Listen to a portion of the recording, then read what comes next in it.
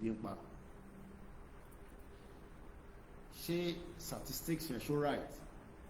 Ẹ̀gbọ́n mi dizzy man 1 2 3 mo kí ẹ brother mi lóde. Ẹ̀gbọ́n mi lẹ́ẹ̀kan sí, out of 70 million Yorùbá tó ń bẹ nílé ni mò ń sọ ní gbogbo ilẹ̀ Yorùbá. Mo dẹ̀ ti mú àwọn Yorùbá tó tún bẹ ní òkè ọya níbi bí north, àwọn tó wà nílẹ̀ Yíbò jọra láwọn tó ń bẹ nílẹ̀ Yíbò tó dẹ̀ ń bẹ ní northern part àti middle belt, gbogbo wọn pátá àtàwọn tó wà nílé. Mo ka àwa diaspora táwa ní African countries bí a ní Benin ló wà ní Togo, Liberia ní Sierra Leone, Libya, mo kà yín mọ́ wọn. Mo dẹ̀ ka yín tẹ́ wà ní Asia àti Europe. 60 million Yoruba people. Mo kí ìjà dóye, mo kí Isa, mo kí brother mi bàbá wa Ọlálékan, mo kí wọ́n tẹ́ ń bẹ ní ìlú Èkìtì. Now ṣó wá dá pé káwa kan tí a ti rí òtítọ́ káwa dákẹ́, ká má wo àwọn èèyàn wa tí ìyà ń jẹ, nídìí tí a ṣe ń pè fún pé kí Yorùbá dá dúró nìyẹn. Kò ṣe pé à ń jáde, mo kí ẹ spark, kò ṣe pé ó wù wá bí a ṣe ń jẹ yín, kò ṣe pé ó wù wá bí wọ́n ṣe ń fìyà jẹ yín nílé. Mo kí àwa Jọkẹ́ Tadé, mo fi kíkí tèmi kí Gani Olóyèdé. Bí ẹ ṣe ń wọlé, ẹ bá gbọ́wọ́lé share button. Ọ̀pọ̀lọpọ̀ nǹkan láti sọ láti bí ọdún 5, kò sí nǹkan kan tá tún fẹ́ sọ mọ́ tó jẹ́ tuntun, àfi tabakọ̀ di tó jẹ́ repetitive.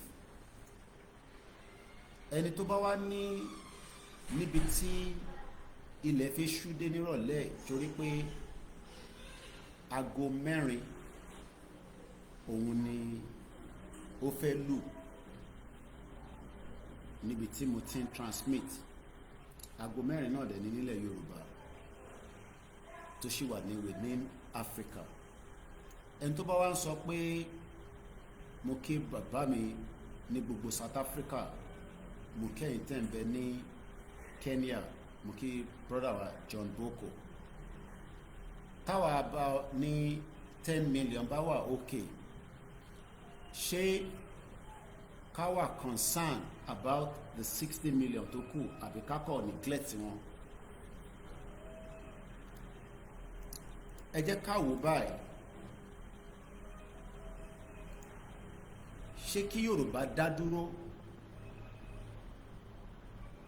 If 60 million out of 70 million are hungry, that is about 85%. I am sure more than 90% are suffering. Ẹ ṣé gan ni, ẹ mọ̀ pé mi ò lọ sí school.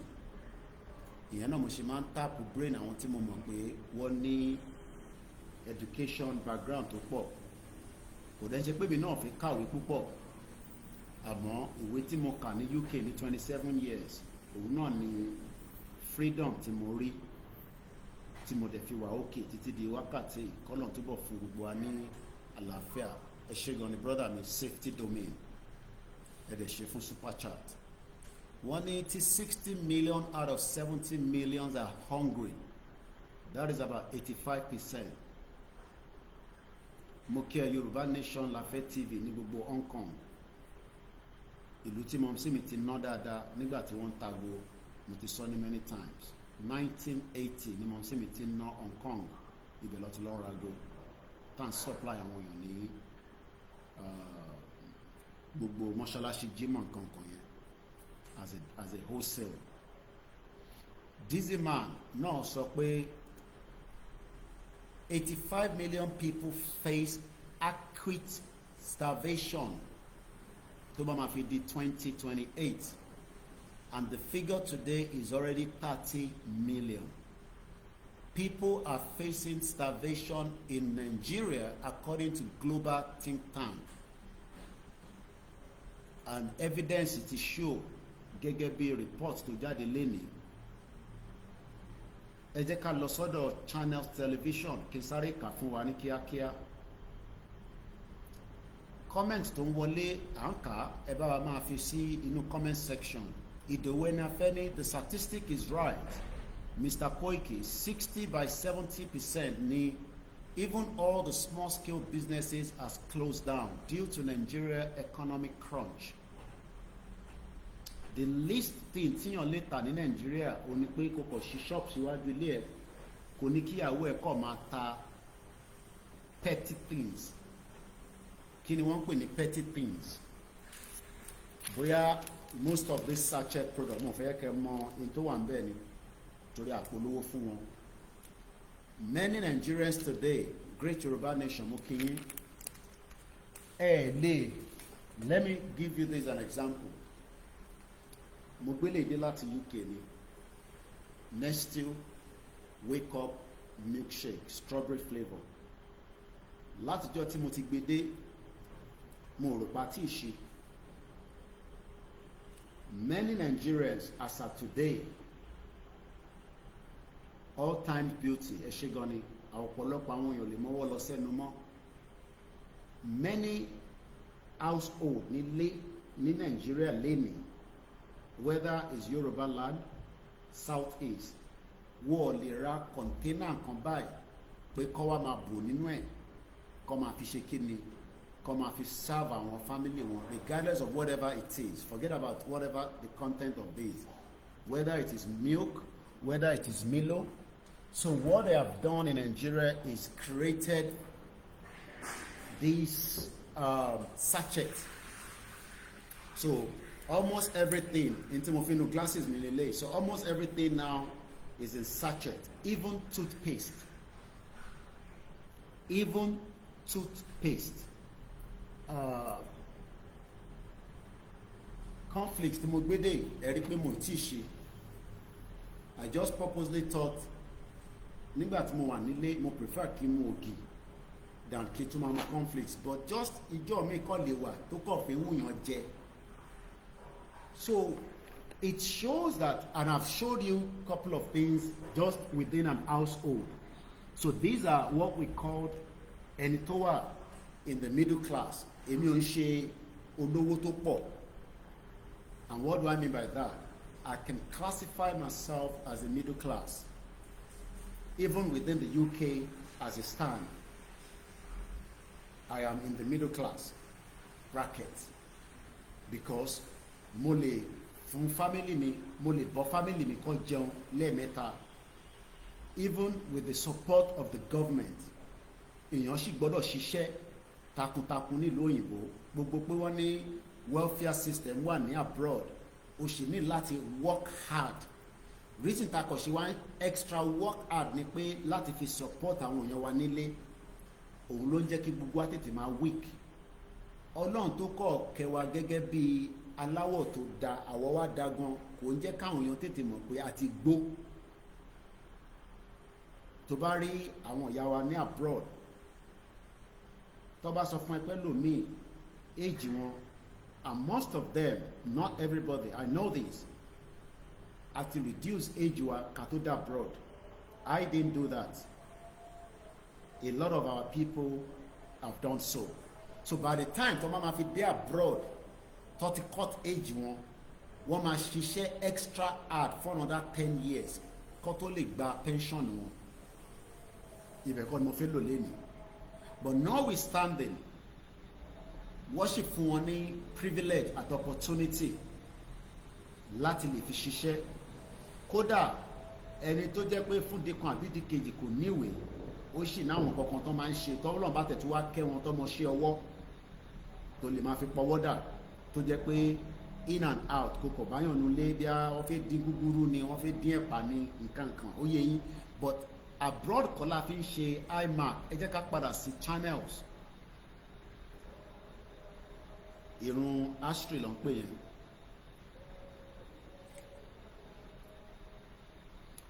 Ọdún méjì from today tí a bá rescue ara wa, mo like máa lo èdè pé a fẹ́ rescue àwọn tó wà nílé. Kò sẹ́ni kankan tó rescue anybody.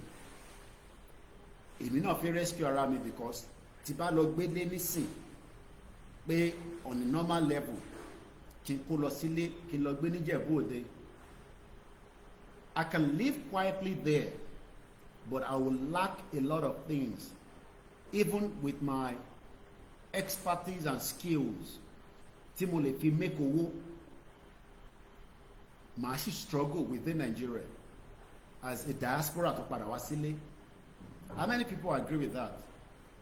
Kò ń ṣe pé diaspora tó make owó sí ní Nigeria as of today, but the chances are very, very slim.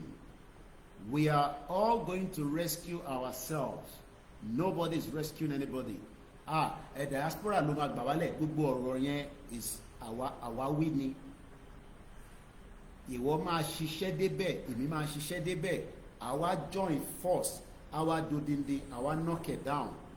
Mo fẹ́ lọ fọwọ́ gbá kínní sórí ẹ̀mọ́.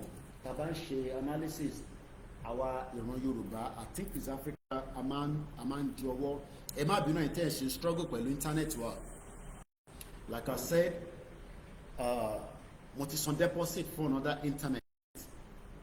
Ó yẹ kó ṣe lánàá, àárín wọn lánàá, àdẹ̀gbọ́n kankan lẹ́nu, so mo pè bí a Monday wá rectify ẹ̀. Tàbárẹ̀ ní tó fi reimburse wa padà. Èyí tá à ń lò ó sì last wa fún 1 month, but à ń struggle pẹ̀lú ẹ̀. And a dẹ̀ fi make sure pé tá bá ń ṣe program kò ní sí disruption. So ẹ lè send the safer sí ni direct. Bó dẹ̀ pé náírà náà ni a máa gbà lọ́wọ́ yín. Tó bá dẹ̀ pé inú pounds account mi náà ni ó wà acceptable. Let's come back. And the reason why we are saying this, I know some of you might be like, kí ló dé tó yẹ pé gbogbo gbàlá máa ní ànídòwó. I have told you, we don't rely on the fund on the social media because it's not kò tẹ̀ tó kankan. Ìyàwó mi sọ pé ó ṣe jórí social media lòun ti ń gbọ́ pé mo gba £160 lórí YouTube. Ẹ̀rọ àwọn ìyá wa. Gbogbo tí mo ṣe lánàá ní program ìyẹn nìkan ló gbọ́ dáadáa. Nígbà táwa jọ dé ibi tá a ti fẹ́ sọ̀rọ̀, oyè yín wọ́n ní tẹ̀ sọ fún wa pé wọ́n ti sanwó fún yín. Nítorí ó mọ̀ pé kóun náà yẹ kí n náwó sóhun níbẹ̀. Bówó yẹn dẹ̀ ṣe ń wọlé. Wàláì ó ti lọ, kò káǹkà kan. Ṣé £160 lówó gbéyàn gbọ́wó lórí YouTube for the whole month? Gbogbo super chat tó ń fún wa tẹ́ ń rí yẹn nísìn £30 yẹn nísìn YouTube máa yọ bí maximum £30 yẹn nísìn wá yọ tó £12 nínú ẹ̀. Àwọn ló ní platforms wọn, but we are still grateful fáwọn tó ń fún wa because it encourage and also support the channel. But the whole month mo lè send ẹ̀ síta kẹ́rí. Èmi ò ṣe pé àwọn kan gbà jù bẹ́ẹ̀ lọ every month, but adébíyá wọ́n lè sọ fún yín wọ́n lè sọ fún yín, I don't know. But what I was paid yesterday was £160. Lóòótọ́ ìwọ tó wà Nàìjíríà máa sọ pé it's a lot of money, but kódà tó bá yẹ pé mo ń drive ní London ni kò tó owó insurance mi, even though I'm not driving. So ẹ jọ̀ọ́ ẹ má fi wá sílẹ̀. Like I said, we are adding more to what we are doing. Our staff were, most importantly, I have upgraded every one of them. I think I have about few more, so that internet services won't see at a router for or cheaper for me that way. We didn't know that way before because tobacco internet and because the funding was there, it was easy for me just to send it. But I now thought, working forward and especially rallying bulk, we want to have a nice package. That is on that. So internet will be rectified, and hopefully we will not have these YouTube you can't scroll because the pressure is too much on the one I'm using right now. More Nigerians will fall into poverty by 2027, according to the World Bank. More Nigerians expected to fall into poverty. Tí World Bank ò bá tẹ̀ sọ fún wa, ṣẹ̀rí internet ti shut down, Twitter mi náà ní sí, so I have to start it again. So it's a very terrible situation, but hopefully by Monday, tọ́ba ti wá ṣe ní ọ̀wọ̀n yẹn, I'll relieve the pressure there. Tí World Bank ò bá tẹ̀ sọ fún wa, now, kí ló fa poverty nínú Nigeria? Why are we currently facing poverty in Nigeria? ta ló lè help me out? Why is poverty? Ẹ̀yin tẹ́ wà lórí Instagram. Well, few seconds, I'm going to come back to bá ti lọ.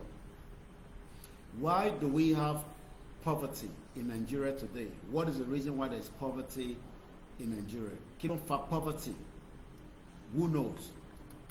Can anybody help us to understand the reason why we are facing a lot of poverty in Nigeria today? Ta ló mọ reason why?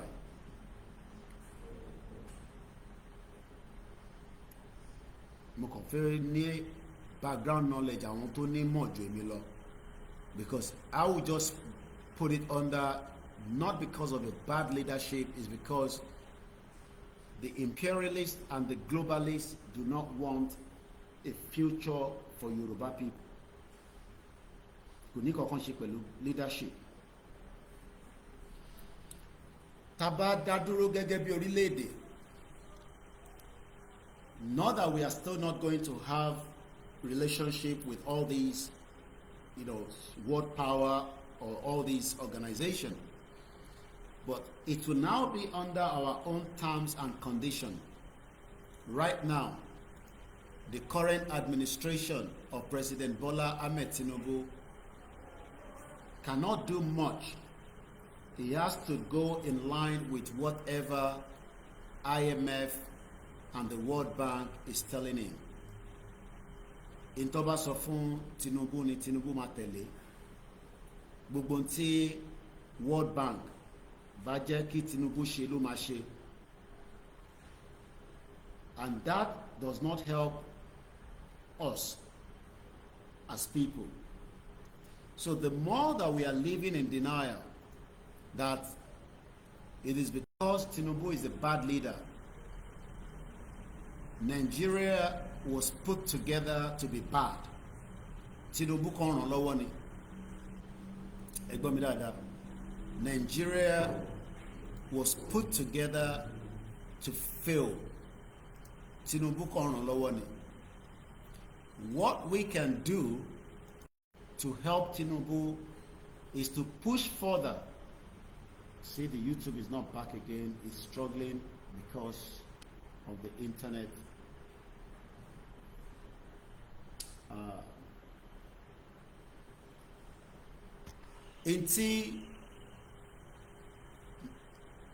Tinubu cannot do much when it comes to the current pressure from the international community, whether it is the IMF, whether it's the World Bank or the World Trade. From the beginning, ni wọ́n ti mọ̀ pé Nigeria máa fail, so that wọ́n lè control Nigeria, and they've been able to do that very well. Mo kí Ọlánìpẹ̀kun brother mi ní gbogbo Ifọ̀, mo kí bàbá wa Tèmítọ́pẹ́, mo kí Mr. Fatai Mọ́tàjọ́, mo kí brother wa Adéyẹmí Olúwọlé Gbóyèga. Wọ́n mọ̀ dájú pé if this country prosper, the tendency pé a fẹ́ kúrò nínú Africa lọ sí anywhere will not be in the picture. We will not have any reason to leave the shore of Africa bí a fi lọ gbé níta. That is number one. We will remain in those territories so that a lè máa build the territory wa. But the fact remains is that àwọn tí wọ́n amalgamate this contraction tó ń pè nílùú, they knew what they were doing. But moving forward, what do we do to end Nigeria? What do we do? Aloma vote every 4 years with the hope that changes ma wáyé. We have done that for 26 years. 1999 ni Nigeria padà sí democracy. So that means that every 4 years in the last 26 years, We have been voting and hoping that something will change. Now, Mokeke Okos, what one sọ fún wa nísìn pé 2027 tún ń bọ̀ kí gbogbo wa ń kọ́ ká tún lọ gbọ́n PVC wa ká tún wá vote again. My understanding is that ṣé 26 years kò wá enough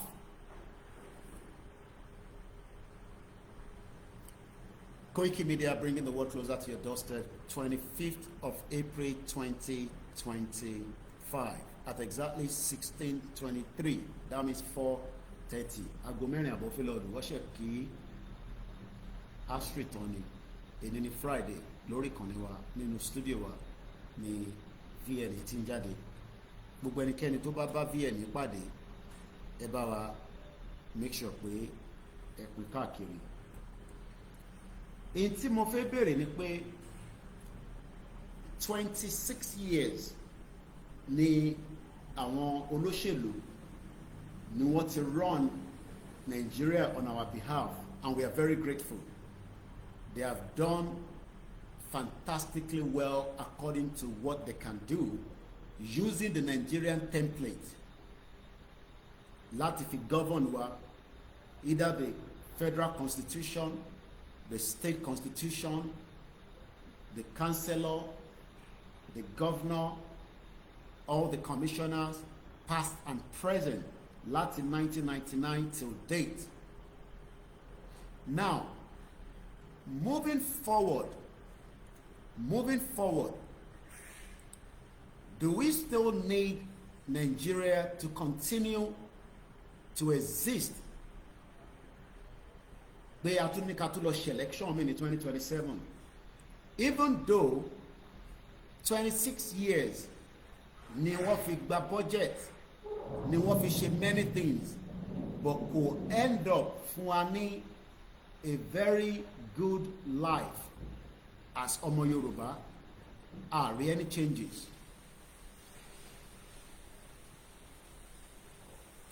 Well, when you are talking about what we have is corruption and all that, all these has already been embedded with the foundation. Òyìnbó tó kó Nàìjíríà papọ̀ ó mọ̀ pé corruption máa wà nígbà tí èdè yín ò bá yéra yín, and you will not be able to deal with that corruption because Tinubu is very corrupt as we speak right now in the last 2 years of his government. But tá bá lọ review Buhari for 8 years, he was also corrupt. Tá bá lọ wo Jonathan for 8 years, it was also, well, 4 years and 2 years. Tá bá lọ wo Yar'Adua, tá bá lọ wo Ọbásanjọ́. So then going back to the military era. So when we are talking about corruption, all these are part of the 1914 amalgamation. Kò ń ṣe pé kò sí corruption around the globe, but they are dealing with those corruption, and it's making it very difficult for any of those countries to be corrupt. And I can give you a country which is South Korea. We saw how the prime minister abused the office. The South Korea prime minister was impeached. Kí ni reason tó ṣe impeached? On the 27th of December 2024, South Korean prime minister and the acting president and dog was impeached. The impeachment occurred 13 days after President Yoon Suk had impeached as a result of his brief enactment of martial law. So there is no way you can be talking about corruption because foundation that we build in Nigeria has already been embedded with many things that would not make it to work. So do we exist? Do we allow Nigeria to continue to exist? Or we pull it down? We pull the whole structure down. Because Teba pull structure down. What we are still maintaining is the same structure tí àwọn criminal Britain tó build láti gbé Nigeria wá síbi tí à ń rí lẹ́nìí, because Britain knew that Yoruba people would be far better off tá a bá wà embedded with Nigeria. Britain mọ̀ dájú pé tí Hausa bá wá dá dúró, they will be able to build a life for themselves and their people. Wọ́n mọ̀ pé tí Igbo bá dá dúró, they can do far better. But bringing all these three together and the rest will create all these manner of problems that you're seeing. So there's no way you can talk about corruption. We've got to talk about the root of that corruption. So the root, the genesis of the problem that we are witnessing today, there are many things that will go out of the picture if somebody else comes in.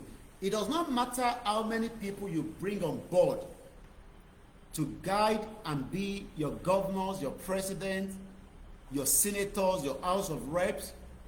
They cannot perform anything due to the fact that the corruption was part of the build-up to Nigeria in 1914. Because Britain knew that it was a corrupt system that they were already giving us. So if you have been given a corrupted system, then you don't remove that corruption by saying, oh, Tinubu no one is a bad guy. We don't like him. Okay, try Peter Obi. No, you need to pull the whole structure down. The whole structure needs to come down officially, and then we will now be able to rebuild a new system from the genesis of our roots, because roots were, according to Yoruba, as far back as 9th century, is that we have governed ourselves and we have done very well. We have done things that even àwọn òyìnbó yóò tí ṣe, by giving access to women in politics, welfare, and I'm not talking about the regional government now. I'm talking about the system that has been there prior, before àwọn òyìnbó dé àtàwọn Portuguese in the 15th century. Because Portuguese ló kọ́kọ́ dé kó tó di bá àwọn Britain dé. So Britain is the biggest obstacle. So when people like us that have even have the privilege, I'm not sure whether Baba Awólọ́wọ̀ gan gbé nínú Britain, baby ṣe gbé nínú Britain. T. Majek says you can't renovate a house that is completely infested by termite. You need to tear it down. Tí termite àwọn kòkòrò yẹn bá wọnú ilé, tó bá bẹ̀rẹ̀ sí ń jẹgi yẹn, wá jẹ gbẹ débi pé tó bá careful ilé yẹn máa dàwó ẹ lórí. So ó bẹ́tà kẹ́yìn kúrò nínú ilé yẹn, kẹ́ dáwó, kẹ́ wá ṣe rebuild it back. What our politicians are telling us is that actually rebuild Nigeria where there will be love, there will be unity, and there will be peace. Those three things cannot work in Yoruba land with Nigeria. Only work with Yoruba in Ekiti and Yoruba in Ijebu. Kódà àwọn kan tẹ̀ ń disagree pé ká má lórúkọ yẹn Yoruba nítorí pé, you know, a ní ká kọ́kọ́ tẹ̀ pull out from the structure.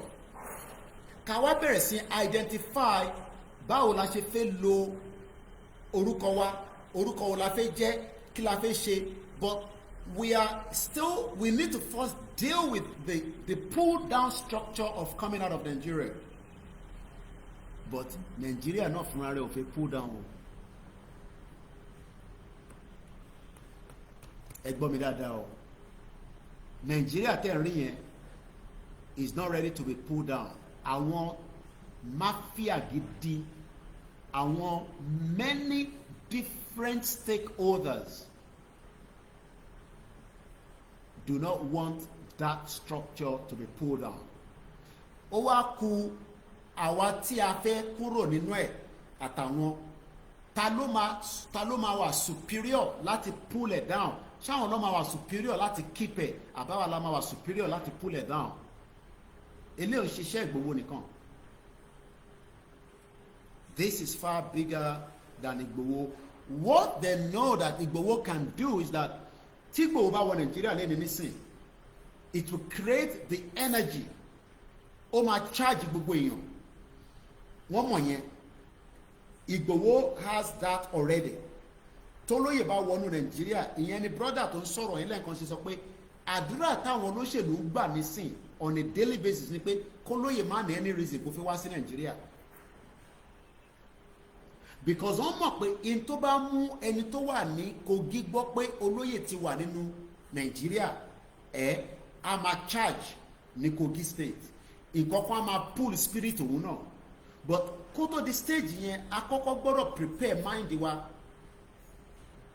because he is our saviour right now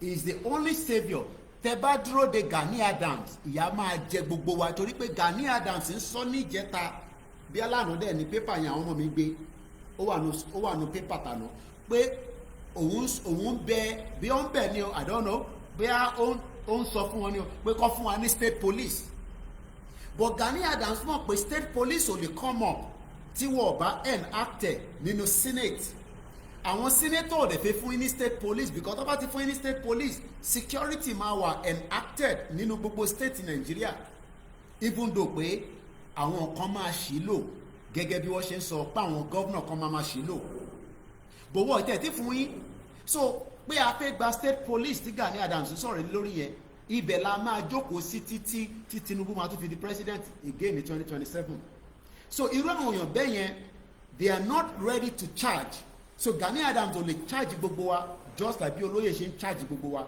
but rather than Gani Adams kó fall together pẹ̀lú bàbá Kítóyè kí wọ́n wá join pẹ̀lú Ìgbòho pẹ̀lú gbogbo wa ká wá jọ charge together ó máa difficult fún government láti defeat wa ìyẹn number one brother mi bàbá wa Waris Jinadu àwọn ní the other option tó sì ń jẹ́ kí Nàìjíríà survive òun ni pé gbogbo wa ṣì ná náírà èmi náà ṣì ná náírà èyí náà ná náírà that means pé a ṣì ń fuel the country yẹn kó ṣì máa ṣiṣẹ́.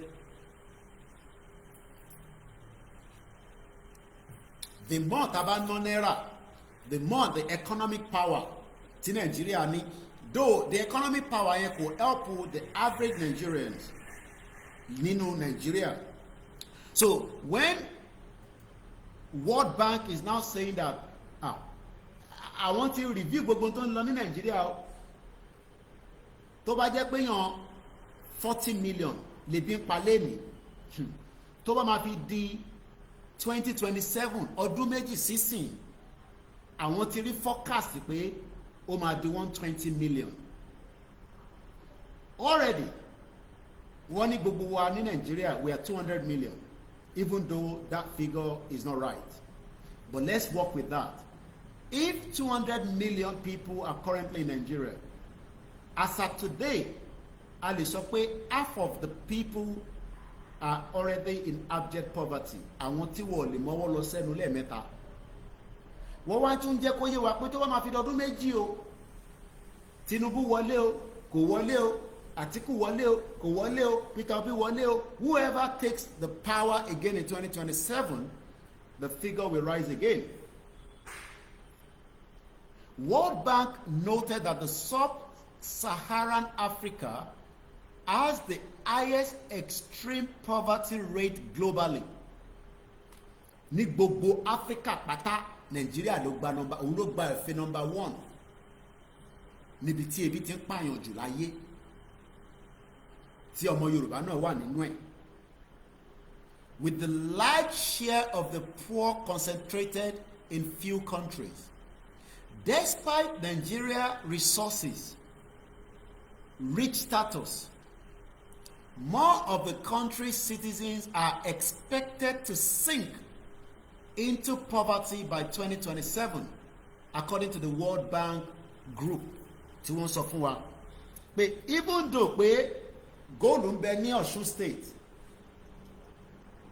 even though pé oríṣiríṣi nǹkan ń bẹ ní ilẹ̀ Yorùbá àti ilẹ̀ Ìgbò àti Middle Belt, ìyẹn ni pé kí ìwọ tó wò mí àtàwọn fámìlì wa pé ìyà ò ní jẹ wọ́n. This is contained in the World Bank Africa Pulse report that was released at the ongoing spring meetings of the IMF, International Monetary Fund, and the World Bank in Washington, D.C., the United States. Àwọn méjèèjì olórí burúkú ayé àtọ̀run ní IMF àti World Bank.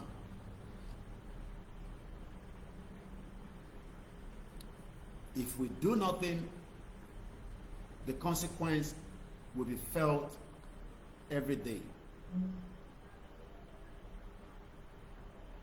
According to Bretton Woods Institution, about 80% of the world estimated 695 million extreme poor resided in the region in 2024, compared to 8% in the South Asia, 2% in East Asia and the Pacific, 5% in the Middle Belt, in the Middle East and the North Africa, 3% in Latin America and the Caribbean. The organization stated that specifically for Nigeria and the Democratic Republic of Congo, two wealthy countries, from what we are told, yet they've not been able to fulfill their vision for their citizens since they have been called countries. So why do we then want to remain to have this country, knowing fully well that ìlú yóò fulfill our goals, desire, and making us a proud citizen? Whether the foundation was faulty, why do we want to keep it? It has failed. It is not likely to survive to make us a better people. Why then are we not pulling down the structure? Both classify as resources rich but fragile countries. Àwọn ìlú méjèèjì ní gbogbo nǹkan, àmọ́ àwọn nǹkan tó ní, àwọn nǹkan tí ẹ kọ́ máa fi tọ́jú aráàlú, àwọn aráàlú ò lè jàǹfààní ẹ̀. Poverty is now expected to increase in Nigeria by 3.6% between now and 2027. Importantly, poverty in resources-rich fragile countries, which include countries like Democratic Republic of Congo and Nigeria, is expected to increase by 3.6%, like I said earlier.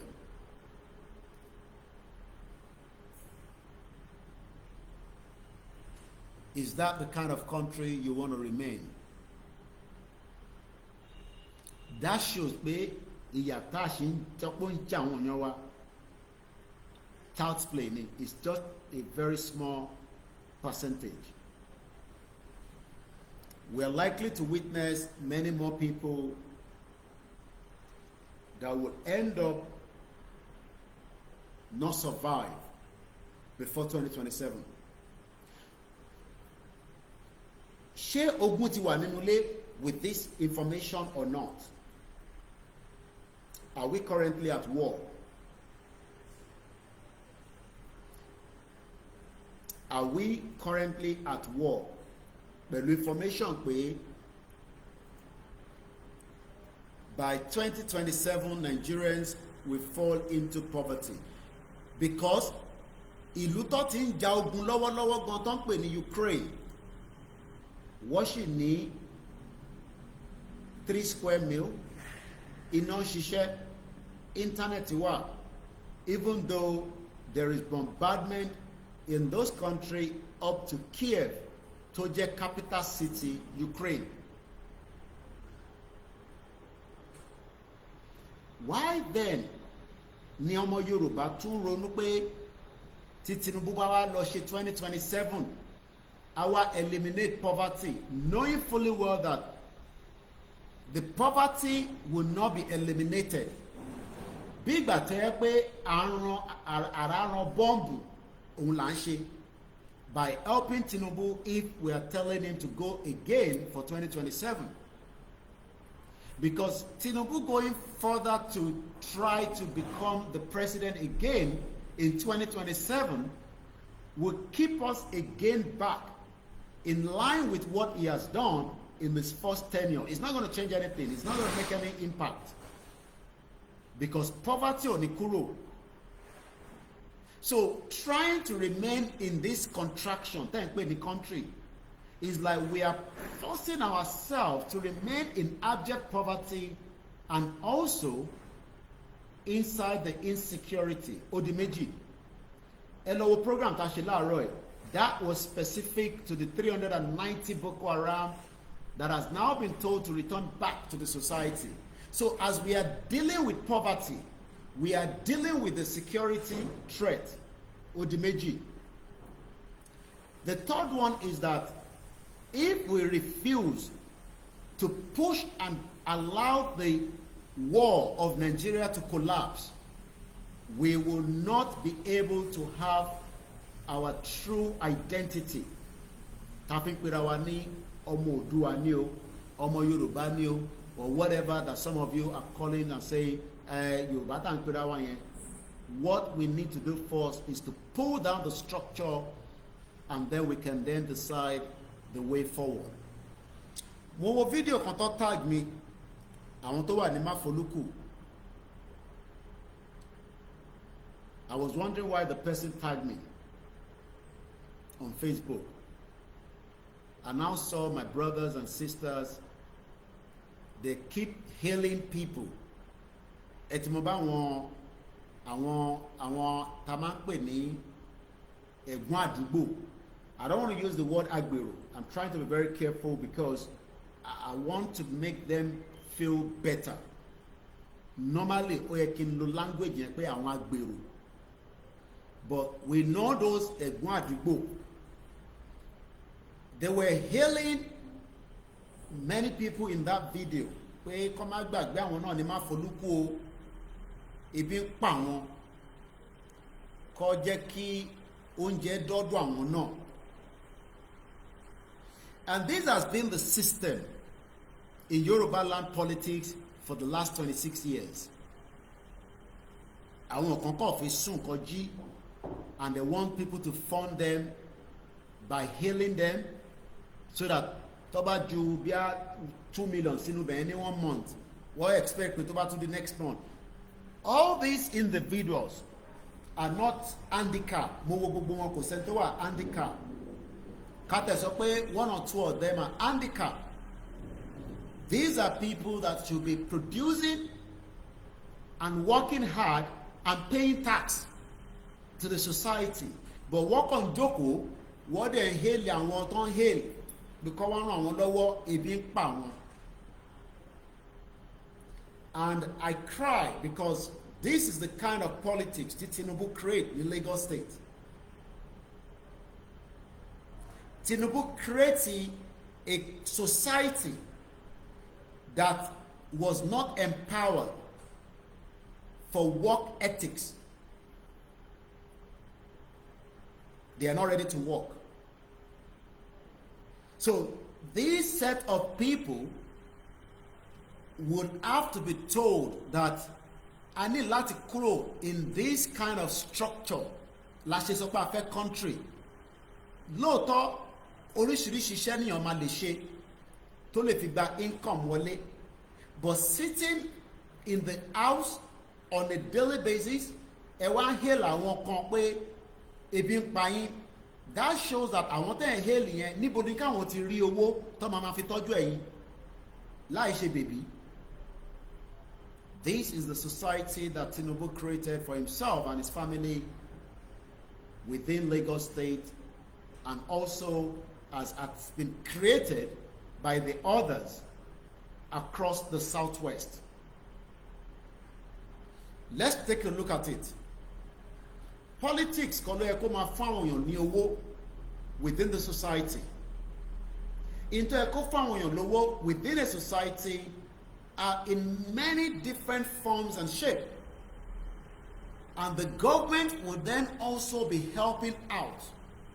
Bódà 16 hours ló lè ṣe and I'm just using, we might not go in that same direction, but in any society, the government can automatically see that, okay, for a reason known, ẹni yóò lè ṣe iṣẹ́ tó pọ̀ púpọ̀, owó tó jẹ kó gbà tó lè fi tọ́jú ìyàwó àtọmọ, àwa máa ràn lọ́wọ́ láti fi support ẹ̀, but kò ń ṣe pé kókò jókòó tatarata kó máa mu Guinness kó dóbò, ẹ má bínú fún language yẹn, that is what they do, kó fagbó, kó dẹ̀ máa expect pé ẹni tó wà ní local government ó gbọ́dọ̀ máa fún àwọn olówó, àwọn ọ̀dẹ̀ fi ṣiṣẹ́. Wọ́n wá tún jẹ́ kó yé wa nínú fídíò yẹn pé ṣọ́ mọ̀ pé àwọn wà lára àwọn tó ń deliver fún wọn tó bá dìgbà election. That is the society tí Jagaban create ní Lagos State. Kò ń ṣe Máfolúkù nìkan, it goes across the whole of Lagos State. Kò rí kankan create. Lóòótọ́, as the governor, nígbà tó jẹ́ governor, there's little he can do when it comes to industrialized Lagos. Ẹ jẹ́ ká kọ̀ kápẹ̀ bẹ́ẹ̀ for argument's sake, even though he would have done more. But what he did was, owó tó yẹ kó fi tún life àwọn yẹn ṣe tó máa fi lè máa ríṣẹ́ ṣe, ó kápẹ̀, ó gbé sápò. Àwọn tó wá fún ní different junction, because that is what I've been told. What they have done in Lagos State is that what creates junction to junction, àwọn ọlọ́kadà. I don't want to live in a Yoruba land where people are driving Okada. Okada is not a mode of transportation. Neither is keke napel. In a civilized society, tí wọ́n dẹ̀ sọ fún wa pé a ti wà civilized, kó tó di pa àwọn òyìnbó dé, àwa ń gun ọ̀kadà ní agboolé ságboolé, ní àdúgbò sádúgbò, within the whole of Lagos State. Kò ń ṣe pé a lè ní planning to have a motorable roads and a system that has a good network tó lè gbé àwọn public from point A to point B. Àdẹ̀ tí wọ́n ní àwọn private investors tó máa invest láti lè máa generate the extra tó kù tí government ò lè ṣe. So èyí tẹ́ ń gbé ní Lagos State, for an example, including all the other states, kò ń ṣe ní politics nìkan ló yẹ kẹ́ ti rí owó. Ó jẹ́ kí owó wà lọ́wọ́ gbogbo yín tí ẹ̀yin máa jẹ́ ọ̀gá táwọn foreigners máa wà lábẹ́ yín. Kò ń ṣe ọmọ Chinese ló jẹ́ kó jẹ́ ọ̀gá lé yín lórí tó wọ́n ń ha owó fáwọn ọlọ́pàá tí gbogbo wa rí. Kò ń ṣe ọmọ Pakistan tí kò kàwé púpọ̀ ló yẹ kó máa ṣe ọ̀gá lé yín lórí. Kò dẹ̀ ń ṣe àwọn Lebanese ló jẹ́ kó jẹ gàba lé wa lórí. Àwọn kọ́ ló yẹ kó jẹ́ supplier. Àwa ló yẹ ká jẹ́ the main distributor. Tá máa máa supply àwọn tó máa wá gba ọjà lọ́wọ́ wa, táwa máa wá ní owó lọ́wọ́. Tí ẹ bá wá wù yín, ẹ lè fagbó, kẹdóbò, ẹ lè ṣe tó bá wù yín. But the fact that expect pé kí local government chairman ti Máfolúkù kó máa kówó wá fún yín níbi tẹ́ tí ń jókòó láì ṣiṣẹ́, that is the society that Nigeria has bred. And these are the obstacles that we are saying that we cannot afford to have this kind of society. Àfi tá bá ń parọ́ fúnra wa. Society yẹn kò ń ṣe society tó ń ṣiṣẹ́. Society tí ìgbẹ̀yìn ẹ máa ní àdánwò àti ìbànújẹ́ fún ẹ̀yin àti àwọn ọmọ yín tó ń bọ̀ lọ́la. Because àwọn ọmọ yín nísìn, as an example, àwọn ọmọ yín as an example, òun ni ẹ, àwọn ọmọ yín as an example, ẹ lè mix it.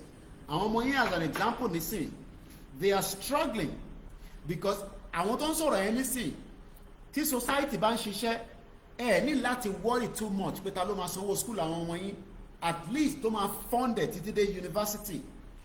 Government Yorùbá ló máa fund ẹ látara tax tẹ́yìn náà bá ti lọ ṣiṣẹ́. Iṣẹ́ dẹ̀ pọ̀ tíyàn lè ṣe, there are many different jobs, but because the way the southwest has been, it seems that àwọn èèyàn rò pé kò síṣẹ́ tó pọ̀. They are rail operators. tó bá jẹ́ pé ibi tí gbogbo Lagos State ó ń move train services tí kò ń ṣe ẹyọ kan tó kàn máa ṣiṣẹ́ fún ṣúkúṣúkúṣúkú tó jẹ́ pé train service tó jẹ́ pé tí bá wo aago nísìn pé mo lè sọ pé when is the next train going to Kwara State tí o dẹ̀ mọ̀ pé tó bá dé depot níbi tí o ti fẹ́ wọ̀ ní Lagos State á gbé ẹ dé Kwara lóòótọ́ but o gbọ́dọ̀ join train ẹ ní at 1600 hours or 1800 hours. Train service dẹ̀ gbọ́dọ̀ wà títí di at least up to bí 10 o'clock for cut off mark tó ṣe máa gbéyàn lọ ó lè jẹ́ bóyá every an hour. Iṣẹ́ nìyẹn because that is gonna create multiple jobs because gbogbo bí tí train track yẹn máa gbà kọjá títí dé Kwara State ó ń create iṣẹ́ because depot kọ̀ọ̀kan ló máa create for each of the station tí train yẹn máa gbà kọjá àtàwọn depot míì. Kí ni mo mean by depot?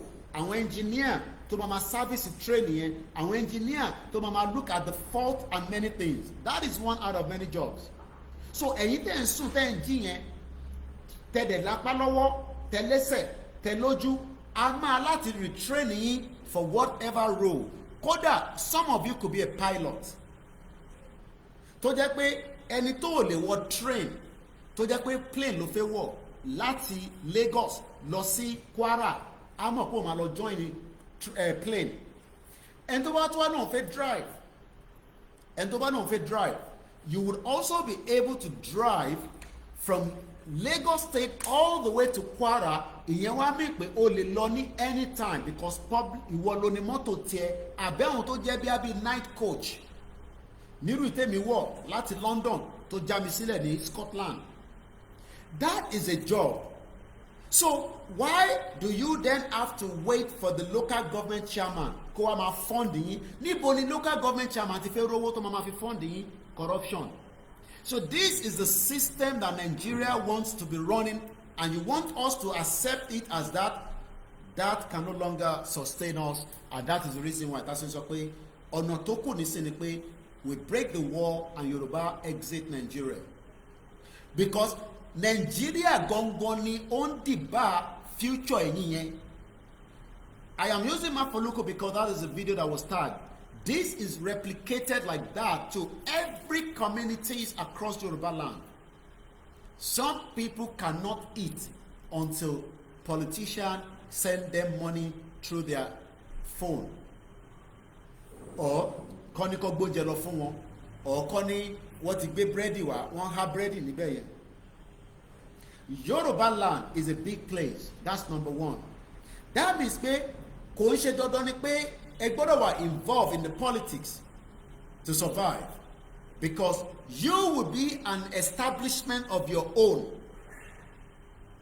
tó máa making many activities within the country. Right now that is not also happening in Nigeria. Àwọn olóṣèlú mọ̀ pé tó bá develop ilẹ̀ Yorùbá for 26 years ní any reason láti máa lọ bí wọ́n fún anything. Ní any reason to be asking them for anything because interfere lọ bí wọ́n they've already done it for you. But 26 years I believe is more than enough to stop the shenanigans and the lies of these politicians across the Southwest. But bí bàbá àṣà Shesolana, do not think that people will listen to what I'm saying.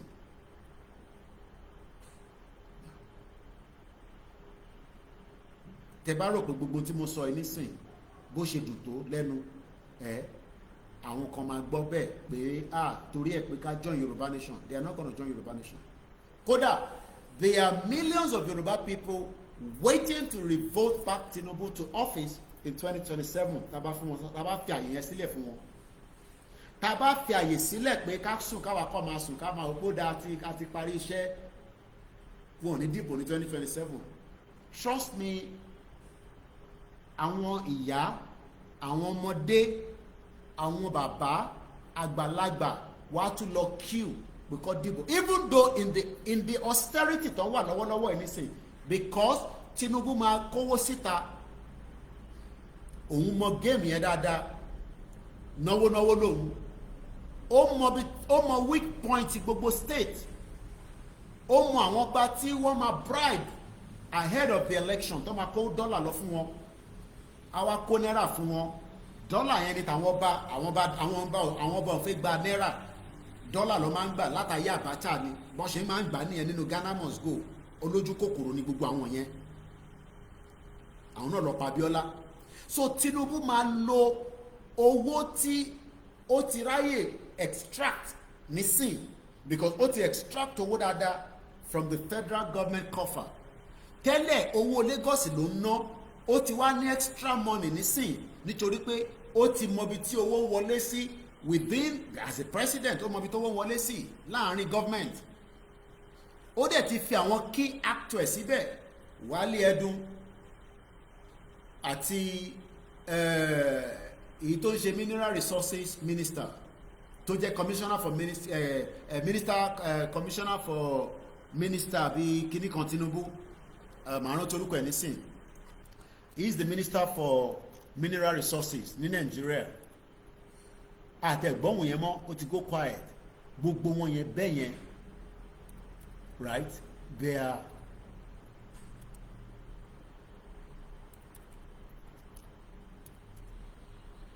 are all agents of Tinubu. Dele Alake, the Minister of Solid Mineral Development, Dele Alake, gbogbo bí tí Tinubu ti máa rí owó tó fẹ́ fi fund election 2027 nìyẹn.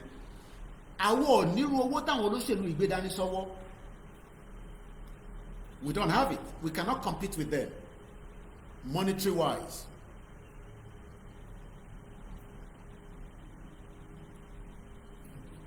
But what we can do, we can slow their agenda of 2027 by pushing out this year.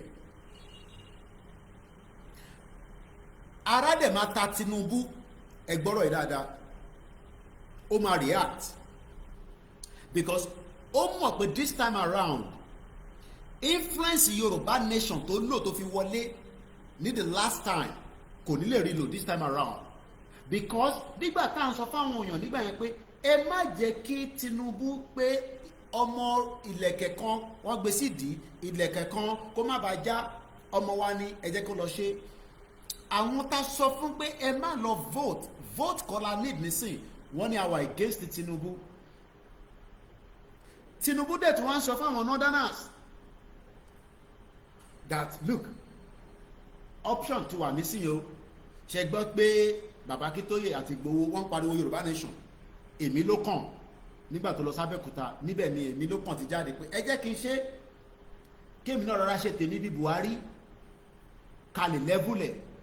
Now àwọn tí Tinubu jọ ṣe nígbà yẹn, àwọn tí wọ́n ti ń break structure APC yẹn mọ́ lọ́wọ́, but Tinubu náà bọ́ ṣe ń break ẹ̀ mọ́ lọ́wọ́, ó ń ronú kí lòun máa ṣe láti fi build the gap yẹn, because Tinubu ò lè rí total number votes tó rí ní 2023 ní not again, kò lè ever rí vote number yẹn mọ́, even tí Buhari bá support ẹ̀. Buhari nísìnyí ó ń play devil advocate, ọmọ Fúlàní, ó ń ga Tinubu síwájú pé òun sì wà lára APC, whereas behind the scene pẹ̀lú àwọn mọ́lá ẹgbẹ́, àwọn Fúlàní ẹgbẹ́ àti Sultan, wọ́n ń sọ fún àwọn northerners pé Yorùbá kọ́ ló kàn mọ́ báyìí o. But Tinubu máa lo gbogbo agídí tó ní, kò ń ṣe pé ní strategy kankan. Strategy ti Tinubu ni pé ó máa ń dáwó síta, tó bá dẹ̀ ti dáwó síta, that means pé southwest nìkan lẹ ti lè control vote. Tó bẹ́ẹ̀ kẹ́ lọ sí north, ẹ̀yin agbèrò Tinubu, ẹ̀yin tẹ́ ń support Tinubu, kẹ́ lọ bá wọn da ìbò rú lọ́hùn, wá pa gbogbo yín lọ́hùn pátá, ní wálé. Àwọn Fúlàní yẹn máa pa gbogbo yín pátá, because wọ́n mọ game tí Tinubu lè gbà, but Tinubu ló sì wà in control of the INEC, and àwọn tọ́jọ́ ń gbá game yẹn, tọ́jọ́ ń yí nọ́mbà nínú INEC, wọ́n mọ tí Tinubu lè ṣe pẹ̀lú ọ̀rọ̀ INEC, before the end of the year Tinubu máa yọ INEC chairman yẹn Yakubu because kò gbọdọ̀ trusted. So kí ni mo ń tọ́ láti fàyọ́ bẹ́ẹ̀ ni pé ẹ má jẹ́ kí ọ̀rọ̀ Tinubu yìí kó tún jẹ́ obstacle fún àwa tá a fẹ́ exit Nigeria. Àwa la gbọ́dọ̀ jẹ́ kó jẹ́ pé àwa la máa jẹ́ obstacle fún Tinubu kó tún náà lọ dìbò ní 2027.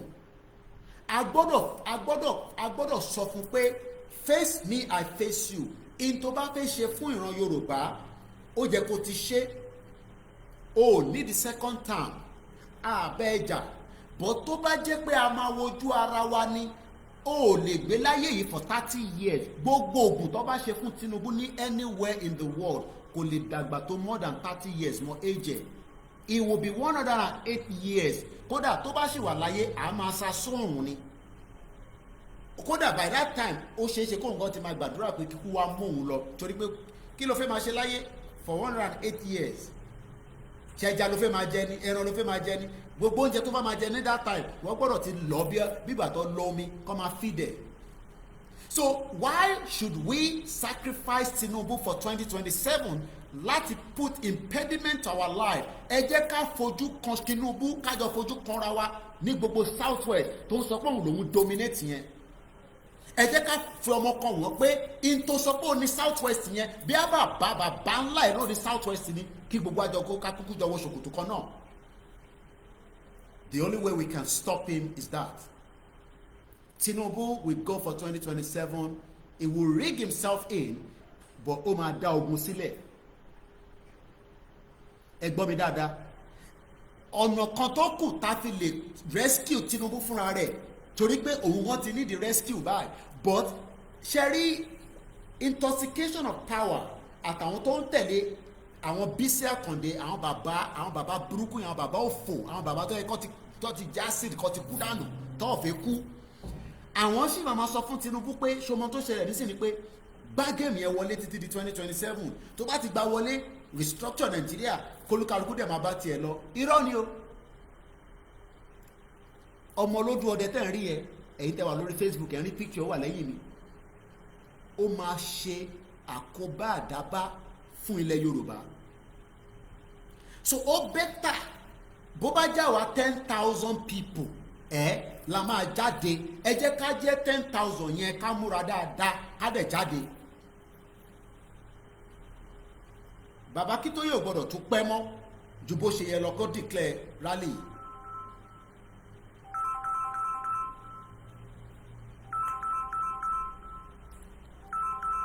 Mo ń bẹ̀ yín wá.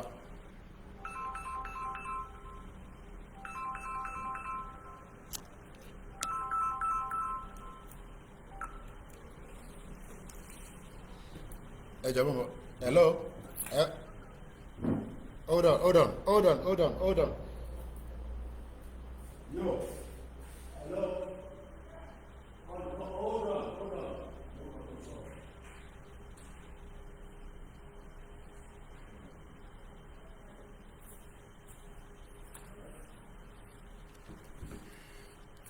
Ẹ̀yin yan wa ọ̀rọ̀ tó wà nílẹ̀ kò ń ṣe pé gbọgbọ́n. We face it and we exit, or we remain and we suffer. Ìkànnì méjèèjì ni.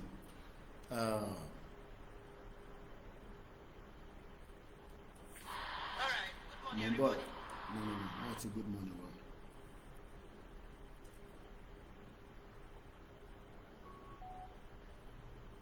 Ẹ jẹ́ ká jọ gbọ́ yìí. Mo kí ẹ̀yin èèyàn wa káàkiri gbogbo ibi tí ẹ ti ń gbọ́ wa.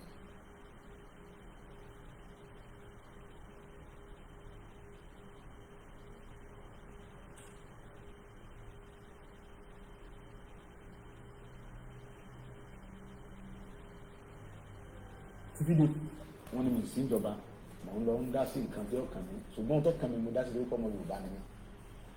Bí ìjọba bá wà tí ò ṣe ẹ̀tọ́ tó yẹ kó ṣe fún aráàlú tí wọ́n dìbò fún tó jẹ́ ìjọba lé lórí,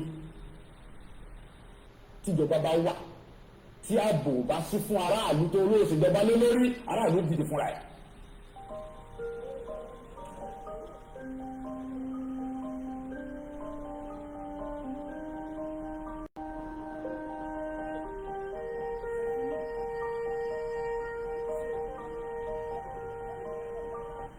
kí ṣe pé mo pàṣẹ àbí mo dédé pàṣẹ àbí mo sọ kan tí ó wá látọkàn mi. Nǹkan tó fa ọ̀rọ̀ yìí ni wípé ẹ̀yin náà wò láti bí ijọ́ mélòó kan sí ìjọ́ ọ̀sẹ̀ bíi méjì sí nípa ọ̀rọ̀ àwọn Fúlàní tó wà ní gbogbo Ìbàràpá. Ẹ worú dókítà wa Dr. Fatai, PhD doctor, ọmọ Yorùbá, ó kàwé tó gboyè, ó wá lọ sí òyìnbó ní àìníye ọdún ọlọ ṣiṣẹ́, ó wá dé okòwò dé, ó wá lọ lu bàbá ẹ̀ ní dandan, ó dá oko àgbàdo, ẹ̀gẹ́, iṣu, oríṣiríṣi nǹkan tó yá bẹ́ẹ̀, ó dẹ̀ gba ọmọ wa ní gbọ̀ngàn bẹ́ẹ̀ náà síbẹ̀ rẹpẹtẹ wọn bá ṣiṣẹ́. Fúlàní wa jẹ oko ẹ̀, ó wá gbéra láti lọ bá àwọn Fúlàní yìí sọ̀rọ̀, láti lọ bá Sẹ́ríkì Fúlàní pé ẹ wá wo ohun tí àwọn ọmọ yìí ṣe lórí oko mi kò ẹ kú rí báyìí lórí ilẹ̀ bàbá mi. Wọ́n dẹ̀ dé lókun bẹ́ẹ̀ náà, wọ́n dẹ̀ sàpà. Àìmọye yẹn bẹ́ẹ̀ tá a lè morúkọ wọn làwọn Fúlàní yìí bẹ́ lórí tí wọ́n pa wọ́n jí àwọn kan gbé, ẹni tó bá gbowó tó kéré lọ́wọ́ rẹ̀ wọ́n gba 7 million, wọ́n gba 10 million. ẹ má bínú dá lórí YouTube. lórí ilẹ̀ bàbá wa ọ̀rọ̀ yẹn dùn mí, ó bà mí lọ́kàn jẹ́ gan. tá a bá torí pé tó Ọlọ́run gbà. à ń bọ̀ lọ́dọ̀ bàbá wa padà, olóyè Ìgbòho ọmọdé yẹn mọ́. Sherry, we are at the final straw of this movement, and if either we complete it once and for all, or we just abandon it. Tá bá ń bẹ̀rù pé n tí Tinubu máa ṣe àmọ́, tá bá ń bẹ̀rù pé n tí federal government máa ṣe àmọ́, and that's the reason why tí a ṣe fẹ́ move to the last part of this movement. Tinubu fúnra rẹ̀ gan-an mọ̀ tí ó máa ṣẹlẹ̀ sí ààrẹ nígbà tó nǹkan sá kúrò Nàìjíríà, but ó survive ẹ̀, ó padà dé, ó di gómìnà, Ọlọ́run dẹ̀ kẹ́ dáadáa, ó rí owó tó pọ̀, ó rí owó yẹn legally ni, ó rí ní illegally ni, ó dẹni tí owó burúkú wà lọ́wọ́ ẹ̀. Owó tó ń bẹ lọ́wọ́ Tinubu lẹ́ni kò ń sọ̀rọ̀ owó kékeré rárá, owó tó ò lè ná tán for a very long time lówó tó ń bẹ lọ́wọ́ Bọ́lá Ahmed Tinubu. Owó ti wà lọ́wọ́ ẹ̀, gbogbo ibi tó dẹ̀ ti rówó yẹn náà inú Lagos State ni, no other place more than Lagos State. Níbẹ̀ ló ti generate owó tó rí lẹ́ni. Ẹ má bínú because kọ̀ọ̀kan wọlé lẹ́ẹ̀kan ni, so mo máa record padà again because I couldn't continue that recording, and tó bá tún padà wá again we will do what we can do to see. Lórí ìkànnì Koikimedia náà láṣìwà lórí program wa ní VN wa tá à ń record èní ní 25/4/2025 at exactly 10 minutes past 5 p.m. This part of this conversation òun gangan ní ojú àgbà mi program wa lọ́sàn-án yìí. Ṣafẹ́ ṣiṣẹ́ dé àbọ̀ àbáfẹ́ parí ẹ̀, kò ń sọ̀rọ̀ bàbá Akíntóyè àti Ìgbòho, ọ̀rọ̀ gbogbo wa lélẹ̀. Tí a bá dúró fún every Yoruba sons and daughters pé kó accept pé kí Yorùbá kó gba country, àní gba country yẹn rárá.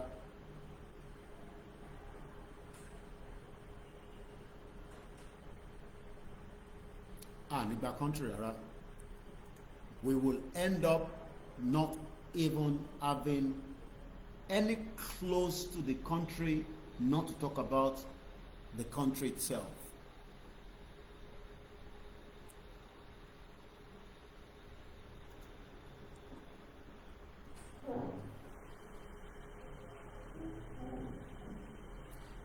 Okay, ẹ ṣé gan ni bàbá mi, wọ́n ní alright, ẹ má bínú. Ó yẹ wá gbà ó. Let me pause this. Come back to that one. Number 11. ẹ̀yin dà.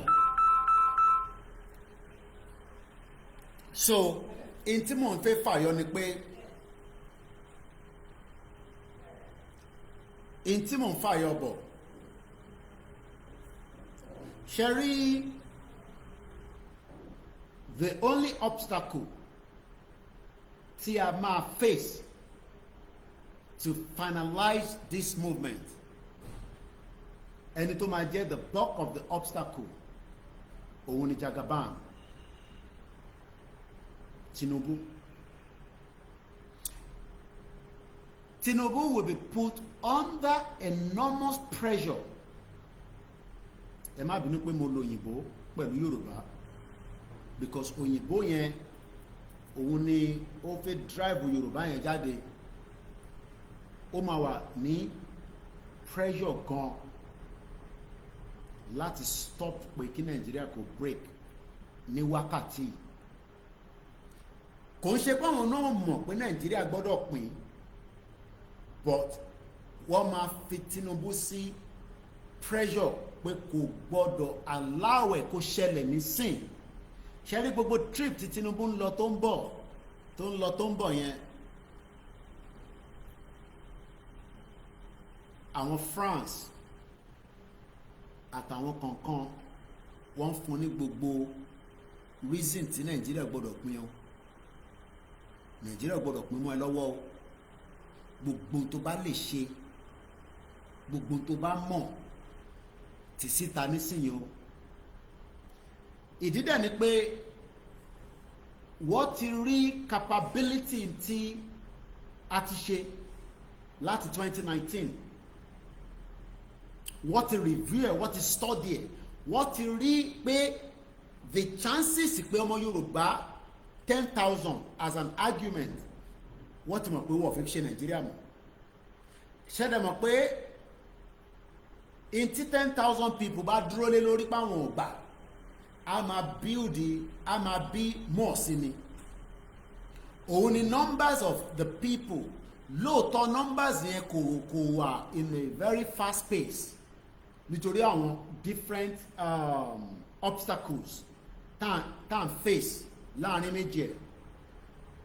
Yàtọ̀ sáwọn tó yapa, àwọn tó yapa kúrò láàrin wa gan sì believe pé Yorùbá gbọ́dọ̀ lọ, wọ́n ṣe pé wọ́n gbà pé kí Yorùbá kó má lọ, but wọ́n kò accept Baba Akintoye as their leader anymore. Ìyẹn àwọn tó yapa. So àwọn tó yapa yẹn kọ́ là ń sọ mọ́ nísìn. Àwọn tó tẹ̀ tí accept tó sì wà nínú Nàìjíríà wọ́pọ̀. Tí a bá wá ń sọ nísìn pé kí ló kù tá a máa fi gba country, kí ni the last part a fẹ́ ṣe tí Yorùbá nation yẹn máa fi di reality, because in tó lè fi di reality ni pé mo ti sọ tẹ́lẹ̀ many times, kò ń ṣe gbogbo tá à ń ṣe lórí social media yìí. Tá a bá ti na flag sí gbogbo ilẹ̀ Yorùbá pé flag Yorùbá ó wà embedded tó raise tí flag Nàìjíríà wálẹ̀, ó máa wálẹ̀ either on a very peaceful way or the other way round. Ìyẹn kù sí government lọ́wọ́. Tá a bá ti gbé débẹ̀, ẹ gbọ́ mi dáadáa gbogbo ẹ̀yin tẹ́ ń gbọ́ program mi àtẹ̀yin tẹ́ ń gbọ́ VN yìí, tá a bá ti gbé ọ̀rọ̀ Yorùbá nation débi pé a lè na flag sókè, a gba country o, àìtí gba country o.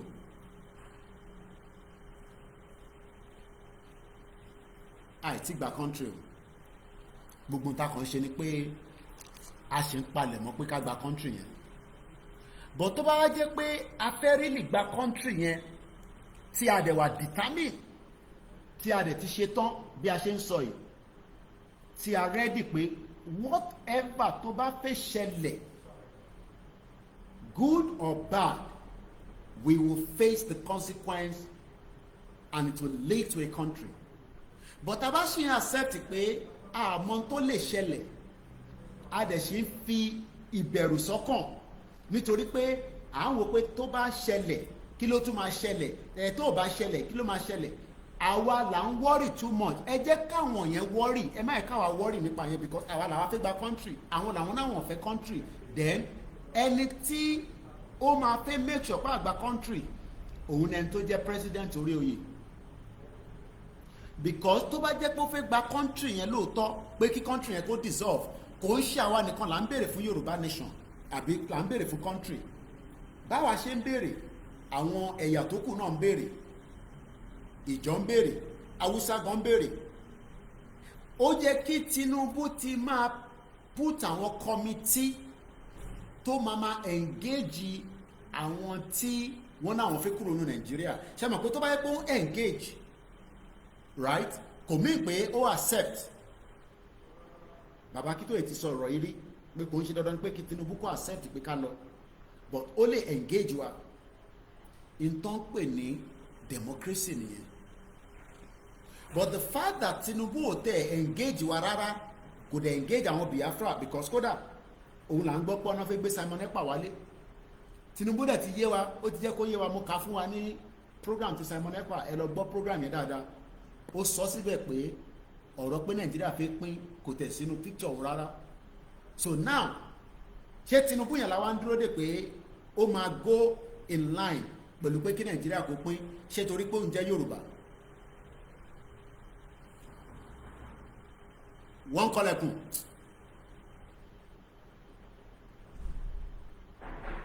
hello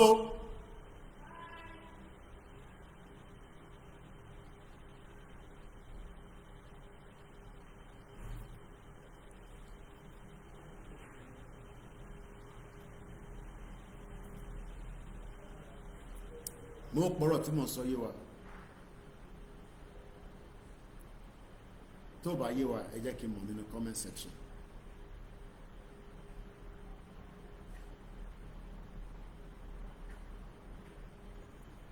we are at the final part of this movement but it is entirely up to us to make it reality or we fail altogether Ọlọ́run níjà fail o. àti gbìyànjú I'm going to end the broadcast because ó láwọn kankan tó fi wá ṣe níbí báyìí so I'll leave the broadcast for now we'll come back probably maybe later mo ń bọ̀.